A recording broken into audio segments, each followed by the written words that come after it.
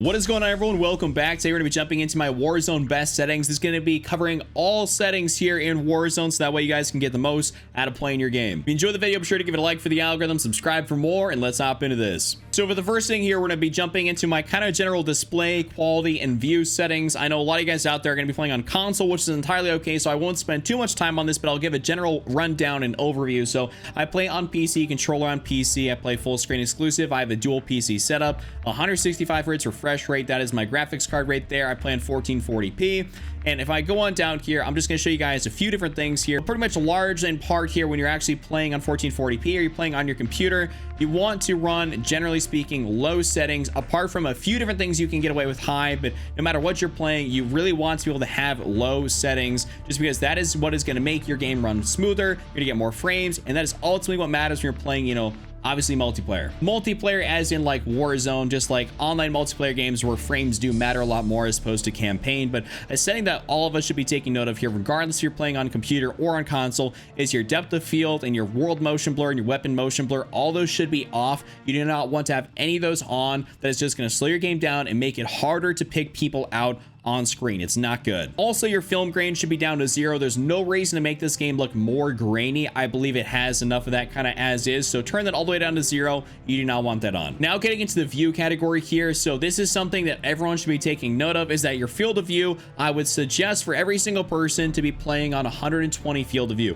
When you max out your field of view, you see the most around you. The game's not going to look warped or distorted or anything else like that. You just need to be able to see how many people are around you, and the more that view you get, the better. So that is just something that I recommend for everybody. Console, PC, does not matter. And also your ADS field of view should be on affected instead of independent, because let's say you're playing on 120 FOV. If you're actually set to independent, you will be looking around at, you know, 120, but as soon as you zoom in your gun, you zoom all the way into 80 FOV, which in turn makes you be able to see less around your screen. It also makes your guns look like they have more visual recoil, which is something we absolutely do not want. So having it on affected kind of keeps it zoomed out a little bit more, so maybe a little bit harder to pick people out through iron sights if you're just not necessarily used to it. But overall, your guns are going to look like they have less recoil, and that is a huge thing. Also, your weapon field of view should be on wide here. You don't want this on narrow. Narrow is going to pretty much make your gun take up more of your screen. That's not really beneficial, to be honest with you guys. Just have it on wide. It's not like it's going to make the gun look that much smaller,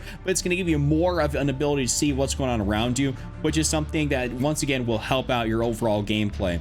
Third person field of view is just on 90, and all the rest of this stuff here, first person camera movement and third person, you want that on least amount possible. Just change that down from 100 down to 50. We want the least amount of camera movement, shake, everything as possible. Now let's get into some of the nitty gritty stuff that I'm sure a lot of you guys out there are going to be looking for, which can be some controller settings. So my input is going to be playing on controller here. When I do like my top 5s and stuff, just because I have so much stick drift, or I have a little bit of stick drift due to my dead zones, I pretty much unplug my controller and use my mouse just to avoid that. But overall, I use my controller when I'm playing in game.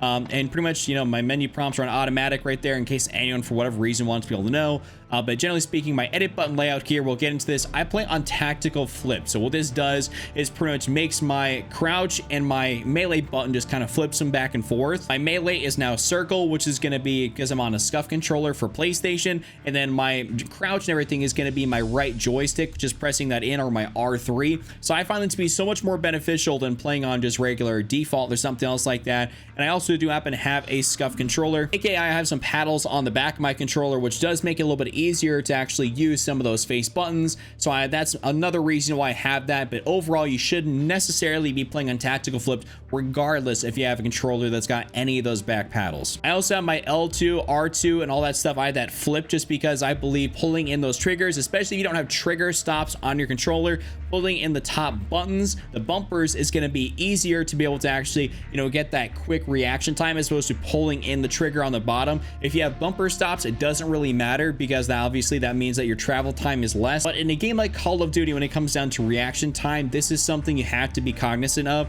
So kind of give yourself that advantage of using the top bumpers, unless you have, you know, bumper stops down below, or just too used to it and you don't want to switch. That's okay as well. But I have it flipped for Warzone, DMZ, all this stuff as well. I just kind of keep everything the same to make it easy. Now getting back in here to the regular controller tab, my bumper ping is just going to be off. Just that's on default. Controller vibration, you can have this on or off. It's not going to make a difference to your gameplay. I've had it on my entire life, and so it literally just feels natural to me.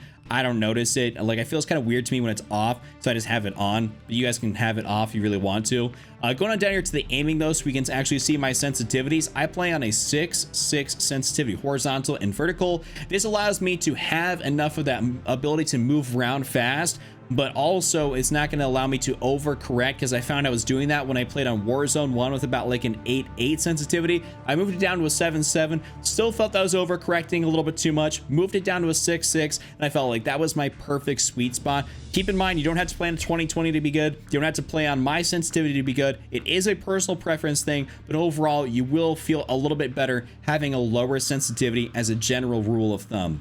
Your ADS sensitivity multiplier though, this is a 0.8. So normally speaking, on default, it is a 1.0. So when you actually change this down a little bit, it takes my 6/6 sensitivity, which I have right there, and it lowers it when I ADS to 0.8 of that 6/6. So it even slows me down a little bit more, so thus helping me be more accurate when I'm playing the game. So that's something to keep in mind. Change that down maybe to like a 0.90 or something like that. Then you can lower it down to a 0.8 if you really want to. I don't believe it's necessary to go lower than a 0.8. My sensitivity multiplier here is just not a 1.0. I just kind of keep it right there. I don't feel like I need to change that. That's just a little bit too much. I like keeping everything consistent. My vertical aim axis, all this stuff is just on standard right here. My gameplay, this is of course on hold. Sprint tax, focus, automatic tax sprint. I have this on automatic tax sprint because that is what is going to save my controller's life. Instead of smashing in that, sprint button, I just throw my stick forward and I will automatically sprint. I do kind of still like hit the button, but it's nowhere close to the amount I did back in Warzone 1, also probably because of slide canceling, but it will extend your controller's life, and ultimately when you're not pressing that down as much, you'll get less stick drift, so that does help you out, especially when you're tuning guns. My interact/reload behavior is actually on prioritize interact. This is really good for Warzone. If you're playing multiplayer, just keep it on tap to reload, but overall prioritize interact is what you want to be able to have on Warzone. This can allow you to be able to run by, loot, everything else like that. Just really tap on it real fast, pick something up, because when you're dropping in, everyone knows sometimes there's one gun on the ground when you're kind of fighting for somebody. Maybe you want to be able to pick it up real fast, why, so it's in your hands really quick, and then you're able to shoot somebody, as opposed to having to hold and the other person's on tap, on prioritize interact, so they just tapped and picked it up way faster than you could pick it up. So overall, do that. When you're around loot, you just got to hold square or hold X to be able to reload if you're on a controller. Just would recommend doing that. It is a great option. My armor plate behavior is on apply to all, just so I keep it like that and makes my life very easy. Allows me to hold my triangle once and apply all my plates, which is something I really like. Now let's move on over here to the advanced category. So my target aim assist is on, of course. Aim assist type is on Black Ops. I do believe this to be the strongest in here. Pretty much avoid precision and focusing. If you're gonna use one or the other, use default or Black Ops. I do not recommend those middle two. ADS aim assist, of course, is on. This is just on assist. My aim response curve type is on dynamic. I played with this. I used to run linear, and I've also tried standard, so I've tried all three of them, but I would recommend for you guys to be on dynamic because that S curve, basically what the S curve does, it kind of ramps up your stick here at the very beginning when you're just slightly moving it, so that way you can make those quick flick reactions, but when you start moving it way over in the middle, it's actually going to slow down, so that way you don't overcorrect. It's actually a really smart way to be able to play on the controller, and I'd recommend for you guys to try out dynamic. You are not going to go wrong running linear, but I do believe dynamic to be the superior aim response curve type.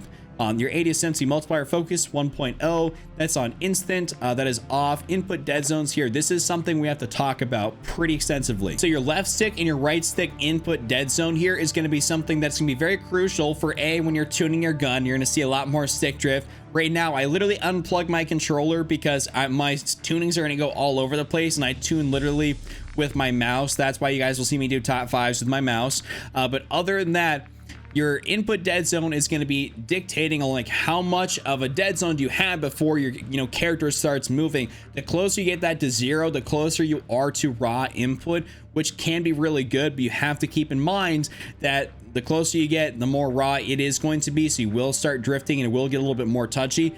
I had this at, the default was at 0.10, 0.15. I moved it down to like a 0.10, moved it down to a 0.5, and then I moved it down to a 0.3.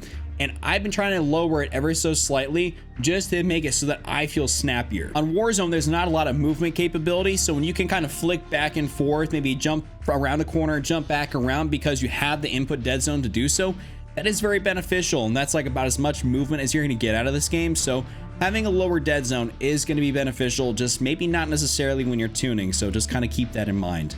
But we're gonna actually just minimize this. I mean, you don't really need to have all the rest of the stuff. You can leave that at a 0.99. Left trigger, right trigger, you don't really need that at anything, so you can just leave that at 0.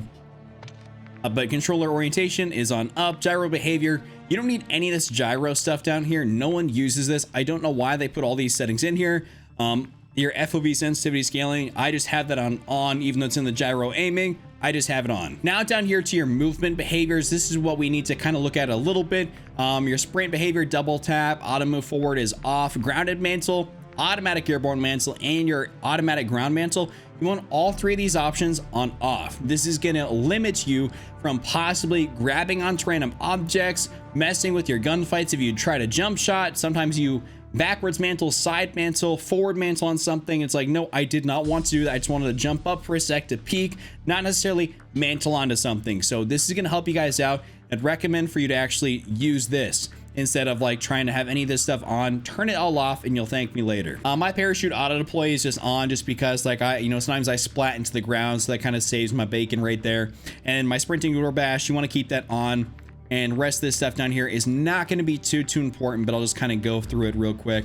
A lot of the stuff down here is just very minor. Now in the interface category, this is something that is pretty huge. So I want to share with you something that's a really cool tip and trick. So your crosshairs, I actually have these off, and here's going to be the reason why. So I have my crosshairs on off, but if I actually go down here a little bit, I can go to my center dot, and I actually have this on. So that center dot is, instead of actually having your crosshairs in the middle of your screen, you're going to see a big white dot, which makes centering onto somebody, especially when they're running by you, you're trying to center on somebody, incredibly easy. If you're maybe using a shotgun, not as easy, but for everything else in the game, having the crosshairs off and having your center dot on and also on largest, this is going to make your life so much easier. As you can see here, just to the side of my face cam, that dot, and then when you make it the largest one, it is super easy to be able to try out and like see. If you guys put this on, I promise your gameplay is going to improve, your centering is going to improve, as centering is one of the most crucial things in Call of Duty,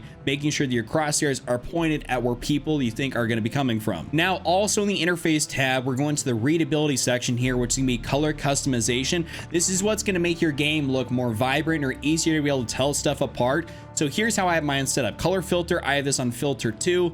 Color filter target is on both. World color intensity is on 70. Interface color intensity is on 100. Recommend for you guys to use all these settings right here. My HUD color custom palette is going to be on, of course, custom here. You, as what you're going to be showing up as, is white. Your team is going to be that light blue. The party is going to be that darker blue. Enemies are always going to be red. Flags are going to be that neutral white color. When there's something that's contested, it's going to be yellow. And your squad member colors, you can do something like that. But this is pretty much how I have mine set up. And it actually makes it very easy and very distinct to be able to tell what is going on. And I have mine set this way for a long time. So I recommend for you guys to try this out. It makes your life so much easier to be able to distinguish what's going on in game. That's all the settings you got for you guys here today. If you enjoyed the video, give it a like, subscribe so notifications turned on. I'll see you guys all later. Peace out.